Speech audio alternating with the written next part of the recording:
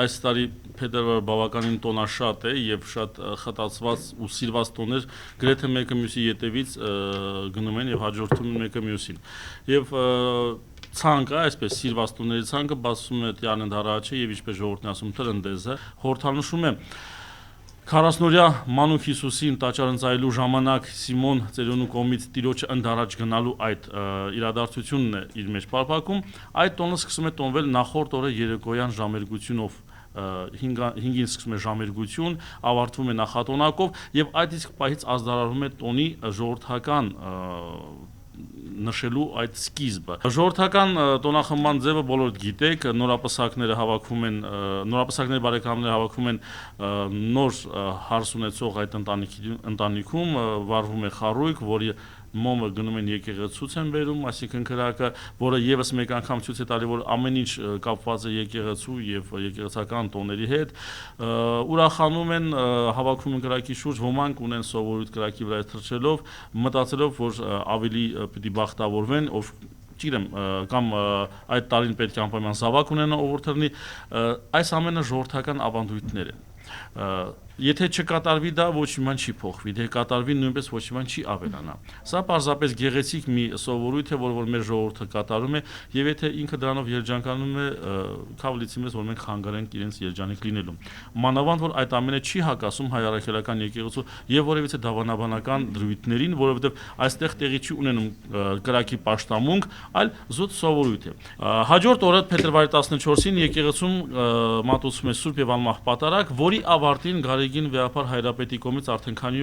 որի օր տարին է կատարվում է նորապսակների օրհնության օր։ Եվ այդ օրը հռչակում է նորապսակների օր։ Բոլոր այն զույգերը, որոնք որ նախորդ տարվա ընթացքին պսակադրվել են եկեղեցիներում, գնում են իրենց այն եկեղեցիները, որտեղ որ օրհնությունը ստացել են, եւ եւս մեկ անգամ օրհնությունը ստանում այդ եկեղեցիներով ժողովրդական ավանդույթը տրնդեզի Տիաննդարաչի վերաբերում է զուտ ամուսնացածներին։ Հա շատ են զանգում, հարցում թե այդ իսկ նշանվածները,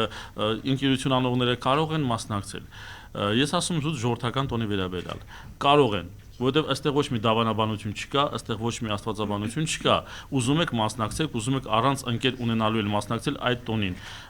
Պարզապես ընդունված կարգ է ժողովրդի մոտ, որ միշտ գնում են Փեսայի տուն եւ Փեսայի տան բակում է կրակը վառվում։ Եթե ուզում են հարսը իր բակում կրակ վառի, թող վառի։ Այս տարի Սուրբ Սարգսի տոնը նշվում է փետրվարի 19-ին, բայց քանի որ ես դες արդեն ասացի, որ օրը սկսում նախորդ օրը երեկոյանից, ապա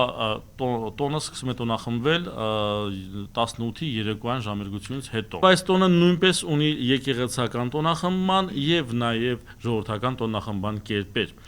Եկեղեցական տոնախմբումը նախատոնակն է նախորդ օրվա երեկոյան եւ հաջորդ օրը Պատարագ Սուրբ Սարգիս անունը կրող բոլոր եկեղեցիներում,